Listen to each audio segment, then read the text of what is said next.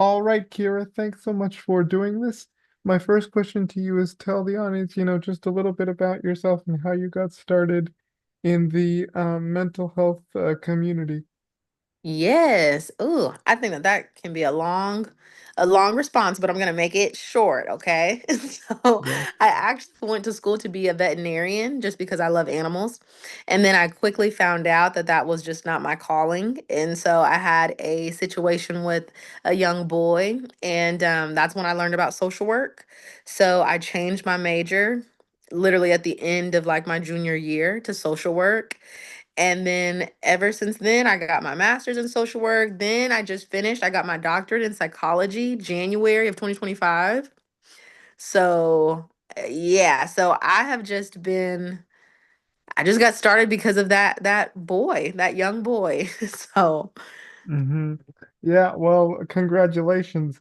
Um, my first, let's get into it. What sorts of things do you do in your current role? What sorts of things do you do in the mental health realm? absolutely. So I actually partner with kiddos 2 years old and all the way up. So I really utilize play therapy. That's actually my specialty. So I am a registered play therapist and a supervisor, registered play therapist supervisor. And I just focus on children and families. So that's my biggest I guess population that I work with, even though I still work with adults, anxiety, depression, adolescents, couples, but my bread and butter are children and families. hmm I've never heard of play therapy. What goes into that? Oh, that's it. That's good, good, good. I think that play therapy has been getting a lot more recognition. So it's cool to hear that you haven't heard about it yet because I just thought everybody was like in the field and in the know now. So I'd love to answer this question. So, play therapy is a form of intervention for children. And so basically, we utilize toys to partner with kids because like sometimes kids don't have the words to say things, so they'll use toys to say what they feel. So it's like having a word bank and using toys to say what you want to say. Hmm. So like if you were with a kid, how would that sort of manifest itself? How would it start? Okay, so whenever the kid okay, so typically parents are now getting much better at asking for play therapy. Before they didn't. Before I had to like educate them on, oh, it sounds like your kiddo's 12 and under, so we should utilize play therapy. Now parents just call for play therapy. So I don't know what's happening, but something's happening. And so when they call, they'll ask for play therapy. We'll bring them on in. And technically, I just introduce them to the playroom. So I just say, hey, Kiera, this is the playroom. You can do almost anything in here.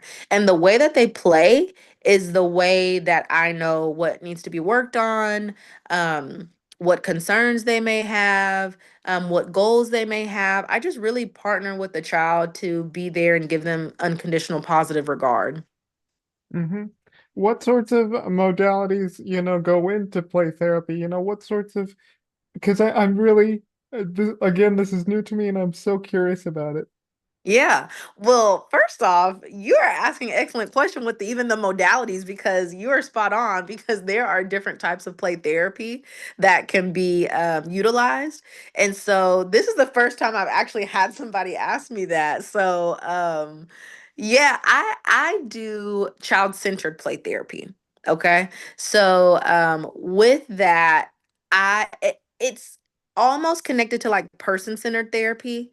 So that is where I allow the client to lead, right?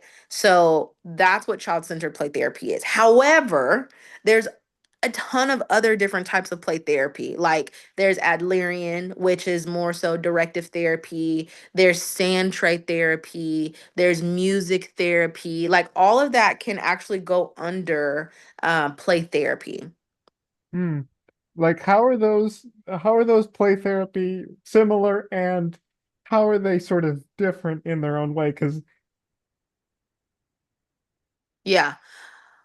Ooh, that's a great question. I will be honest, I am not well versed in all of the types of therapies, but what I will say is comparing child-centered, which is what I do, to Adlerian, which is directive therapy.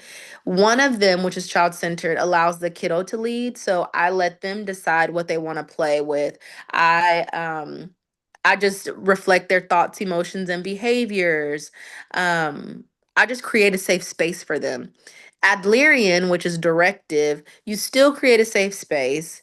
You still give them unconditional positive regard, but I may have specific interventions. So I may say, let's draw a picture or let's do a specific task or intervention. So in child-centered play therapy, I don't do that. But in Adlerian or directive therapy, they would have different activities that they could bring into the session. Mm-hmm.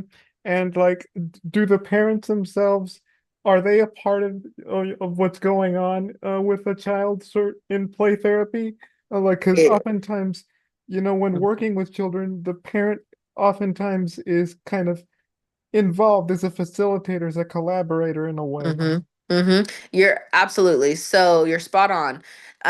For me, now listen, I just do what I want to do, but every therapist is different. So for me, I actually do speak to parents after every session. So there's never a time where I don't speak to parents. I talk to parents after every session, so that way I can kind of track the progress of what kiddos doing or not doing. But some people they meet with parents after every fourth session, so they don't talk to them until the fifth week, depending on, so it's kind of dependent, but for me, I love having parent involvement just because, kiddos only spend an hour a week with me, but they spend a lot of their time at school and with their parents. So if I can support parents, then that's what I'm going to do. Hmm. My next question is,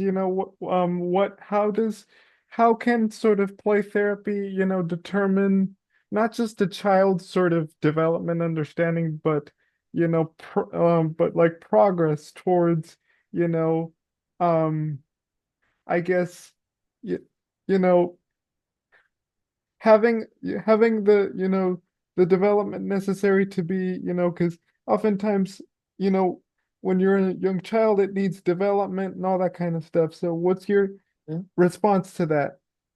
You know, um, I think this comes at a good time because I had play therapy supervision today, and one of the kiddos that we discussed was an 11-year-old who doesn't play. And so to me, that's kind of unusual because you're 11 and you're not playing, like you don't want to play with any toys. So that goes directly to your question of, okay, well, looking at child development. So I don't know if that's something. Now, this isn't my client, we're just consulting to make sure that we're providing accurate services. But one of the things that come to mind is, is this kiddo the oldest child? Does this kiddo not like certain toys? Does is this kiddo parentified, so they have a lot of responsibilities at home other than just being the oldest child? So child development can play a way into that situation, but typically what I find is that most of the kids, they're on par and they love to play, and allowing the child to come in with just a room full of toys, they're just like, oh, this is my jam, and they have no idea that they're doing therapy because, oh, you just have all these toys and we just play. Yeah. What have you learned in being a specialist in child therapy? What sorts of things have you learned from working with, young kids? Golly, you got me on my toes today. Yeah. um um what have I learned? Honestly, there's always a need. um I got into this. Well, first off, I really enjoy kids, right? And so that's why I got into this. But then having my own practice now, even seeing my own caseload of children, and then now also doing psychological assessments for children, there's always going to be a need. And what I learned is that if I just continue to be a smiling face for these kiddos that are just experiencing anything and everything, um, they'll be okay. Like, children are resilient as long as we continue to have positive, healthy, authentic adults around them. Hmm. So, yeah. Yeah. So, what I always ask therapists this, like, what do you still hope to learn in terms of something new? Is there something new that you want to learn within the realm of child therapy, or do you kind of want to look at other avenues, or what? Oh, everything. Everything. I love to learn. So, I the only reason why I went back to school. So let me tell you this. Okay, so I did not foresee myself. Okay, so I wanted to go to school to get my doctorate, but I never knew what I wanted to get it in. And so 1 week straight, every single client that I had, which this is crazy because I could have like 3 to 5 clients a day. Every single client I had for a week was like, "Can you do a psychological assessment?" And I was like, "No, I can't do that. I have to refer you out. I have to refer you out." And because they've been working with me and they trust me, they wanted me to do that. And I'm just like, you know what? Now I'm going back to school and I'm getting my doctorate in psychology and I'm going to provide psychological assessments. So, when you ask me, what do I hope to learn? Everything. I still need to learn about psychological assessments, what's appropriate, what assessments I should be doing. I mean, I still have 1,000 things to learn. So just anything, honestly. Hmm. And like, lastly, what can people, entering the mental health profession, what can they sort of um take if they want to study, child therapy, what sorts of tools, tips, and strategies would you give them to sort of be more prepared to enter that sort of discipline? hmm Um, I would say, okay, only because now I know you're not located in Texas because we have different No, time zones. no, I'm located in Seattle. I'm from Seattle, so. Okay. So in Texas, we have a university called UNT, but University of North Texas. They're really big. And that's where I went to go do all of my play therapy training. But here's the thing, okay? They have trainings like all over the world, like even internationally for play therapy because they're known for play therapy. So I would say if you would look up the University of North Texas play therapy and also look up A4PT, so the letter A, the number 4, and then P, letter T, so Association for Play Therapy. If you look them up, you'll also find a ton of resources to kind of get you started. Hmm. All right.